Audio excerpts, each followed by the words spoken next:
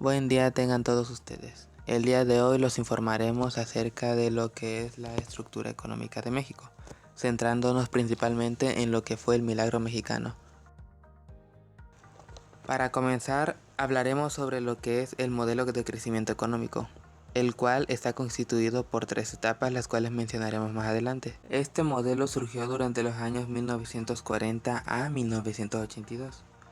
El cual fue un modelo que puso en marcha México con el propósito de buscar una estabilidad económica y así lograr un mayor desarrollo económico. Fue una etapa que se caracterizó por el crecimiento económico y el avance hacia una civilización más moderna. Este estuvo conformado por tres etapas como había mencionado anteriormente, además de que cada etapa demostró un antes y un después de la misma. Los propósitos generales que trajo este modelo son distintos, pero generalmente hablando, lo que fueron los objetivos principales era elevar la calidad de vida de la población, además de aumentar el ingreso nacional. Con esto a la vez trajo la aceleración de distintos procesos de productividad económica, además de que avanzó de una manera muy acelerada lo que es la introducción de industrialización. Gracias a esto se logró un mayor desarrollo regional y a la vez más equilibrado durante ese entonces. Comencemos con la primera etapa, la cual fue el crecimiento con inflación de 1940 a 1958. Realmente lo que es esta etapa inició con la Segunda Guerra Mundial, ya que lo que fue el presidente Manuel Ávila Camacho se motivó justamente en la Segunda Guerra Mundial, puesto que México durante ese entonces dejó de depender de productos que provenían de otros países, logrando así que México produciera sus propios productos y que se quedaran dentro del país. Con esto se elevó la demanda de bienes producidos en México y hubo un incremento en el empleo, además de que las demandas de materias primas aumentó. Durante el sexenio de Miguel Alemán Valdés, él introdujo nueva maquinaria y equipo extranjero, además de que las empresas industriales realizaron una inversión de 171 millones de pesos en maquinaria y equipo, y eso una cantidad aproximada, ya que no se tiene una cantidad exacta de cuál fue la inversión en equipo e industrialización durante ese entonces. Durante el sexenio de Miguel Alemán Valdés y Adolfo Ruiz Cortines, siguieron lo que son estas últimas dos características mencionadas desde entonces, ya que ellos dos fueron los que permitieron la introducción de maquinaria y de equipo extranjero. Además de que fue gracias a eso que se dieron los primeros acuerdos internacionales, siendo México ya un proveedor de productos a nivel mundial y no solamente dentro de México. Agregándole a lo antes mencionado, durante ese entonces se construyeron distintas obras públicas, ya que durante el crecimiento de la economía esto permitió tener un presupuesto para la construcción de centros hospitalarios, de unidades habitacionales e incluso de la introducción de los primeros parques industriales. Bueno, pues continuando con la explicación del tema, yo voy a hablar sobre el desarrollo estabilizador. Bueno, pues este modelo económico se llevó a cabo de 1954 a 1970. Este lo consideramos como un periodo de crecimiento económico que lo podemos conocer como el milagro mexicano. No obstante, después de este maravilloso crecimiento, se vino un enorme descenso en la economía del país, que eso lo explicaremos más adelante. Bueno, pues algo que definió el modelo del desarrollo estabilizador, que este proyecto lo llevó, o sea, la cabeza del proyecto fue el entonces secretario de Hacienda Antonio Ortiz Mena, que lo que hizo fue el fortalecimiento de la moneda nacional, o sea, el peso, que garantizó que el valor pues se mantuviera o creciera ante la devaluación que había. También con la implementación de este proyecto se llevaron a cabo notables reformas al sistema fiscal para el manejo cauteloso de los recursos, que han incluido por primera vez las estimaciones de gastos e ingresos de los principales organismos descentralizados y empresas del Estado. Ahora, sobre las inversiones en aquellos años, podemos mencionar dentro de ellas que la inversión pública federal se concentró en el fomento de la industria, seguido por el tema de las comunicaciones y transportes, dejándose al final el fomento agropecuario. En este punto, México lo que hizo, en lugar de seguir comprando en el exterior cualquier tipo de productos, lo que hizo fue comprar la maquinaria para producir muchos productos y, pues ellos mismos venderlo y consumirlo. Por lo tanto, toda esa inversión que les hizo las maquinarias terminaron siendo una mayor ganancia para el país. Y por eso se dice que se concentró toda esa inversión en la industria. En cambio, todo lo que eran las actividades del campo se dejó como tema aparte. Algo que causó muchos problemas durante el desarrollo estabilizador fue la situación de las inversiones en el campo, que es precisamente lo que acabo de mencionar, las cuales no tenían el mismo interés que la industria relacionada a las mercancías con alta demanda en el mercado mundial, razón por la cual el país no pudo consolidar una infraestructura interna, así como una producción equitativa entre las zonas, dejando algunas relegadas o fuera de lo que era este crecimiento económico. De hecho, es por eso que mucha gente de las que vivía en el campo decidió mudarse a la ciudad, porque ahí vieron pues, que la gente estaba viviendo bien, estaba ganando buen dinero, entonces creyeron que les iba a ir mucho mejor ahí. Por eso es que se da la sobrepoblación urbana. Pasando al siguiente punto del tema, que es sobre la economía de México de 1970 a 1982, en donde los presidentes encargados en ese entonces fueron Luis Echeverría y José López Portillo. Bueno, pues empezando en los años 70, que es cuando México empezó a experimentar una crisis que fue provocada por el deterioro del modelo de sustitución de importaciones. Y llegó a ser limitado, digamos, para responder las circunstancias económicas internacionales.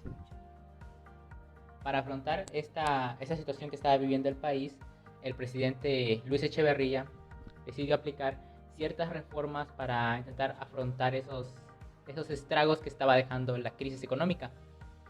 Dentro de esas reformas que él puso, trató de buscar lo que es la disminución del endeudamiento externo y la promoción de las exportaciones, principalmente manufactureras.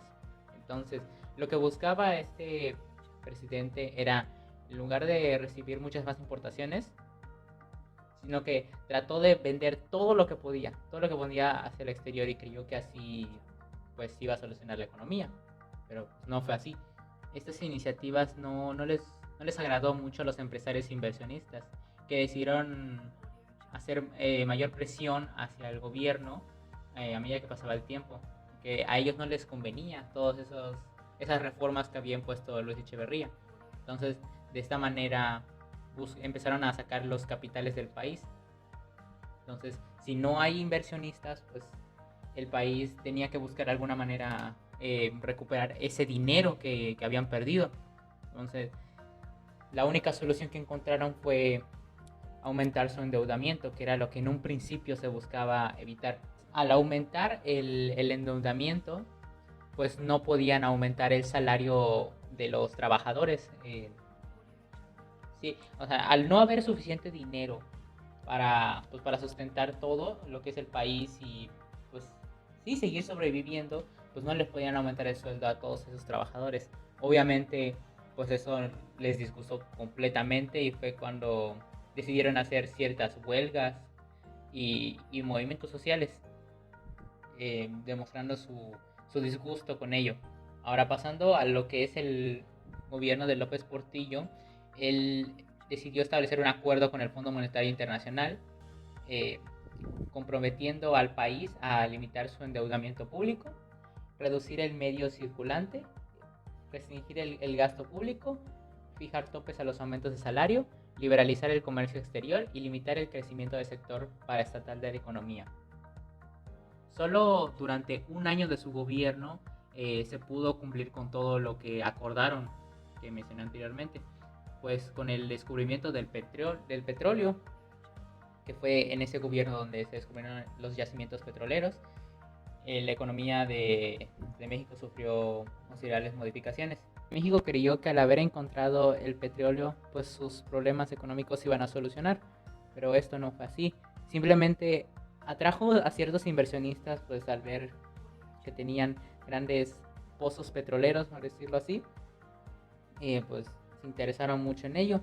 Pero al ver que México estaba demasiado endeudado con el exterior, lo único que le podían dar eran créditos que después tenían que cubrir, pero pues eso nada más aumentó todavía más la deuda del país, entonces no les terminó conveniendo mucho.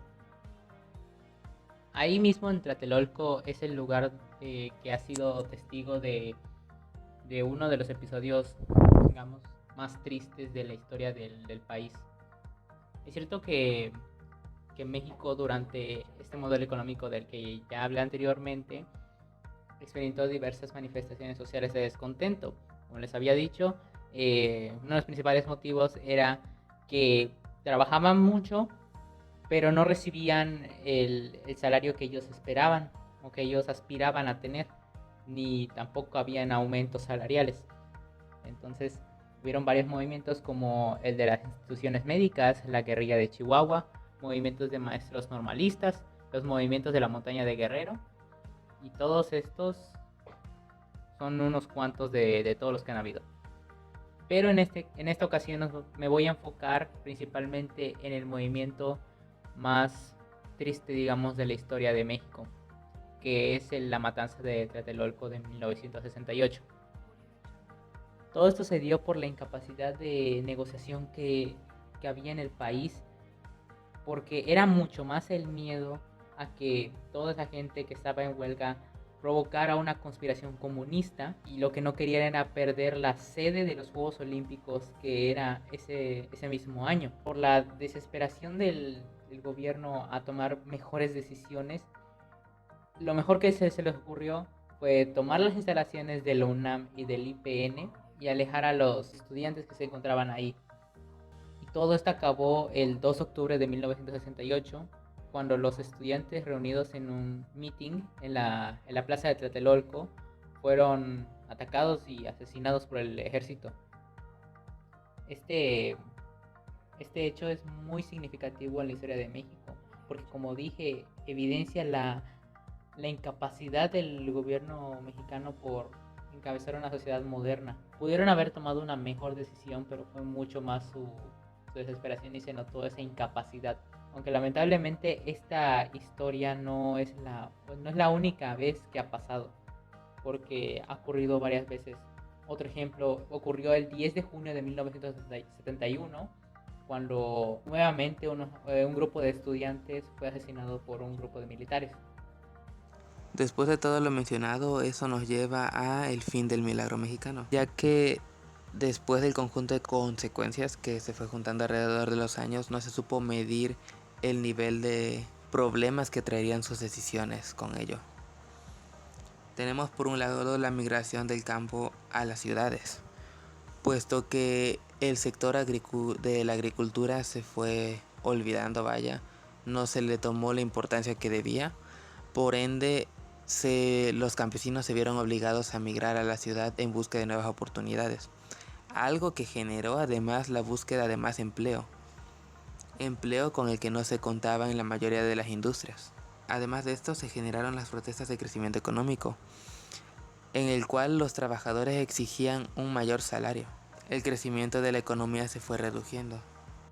Si bien hubo un tiempo en el que México produjo sus propios bienes, igual llegó un momento en el que México comenzó a exportar a otros países. Y si bien esto representó un incremento en la economía, se fue olvidando el sector poblacional, logrando así que México se quedara sin recursos y así volviendo a depender de productos que vienen de otros países. Es ahí en donde comienza otro problema del sector económico, ya que volvimos a depender de importaciones. Además de esto, la aceleración industrial fue un beneficio durante un tiempo delimitado, puesto que justamente por el exceso de trabajadores que solicitaban un mejor salario, además del exceso de personas buscando empleo, no permitían que se diera un abasto total, llegando a un descontrol. Junto a esto, no se soportó lo que fue el gasto público, obligando a la República Mexicana a subir los niveles de inflación, provocando esto un mayor descontento en la población, y provocando así que igualmente la misma población se enfrentara contra el mismo gobierno.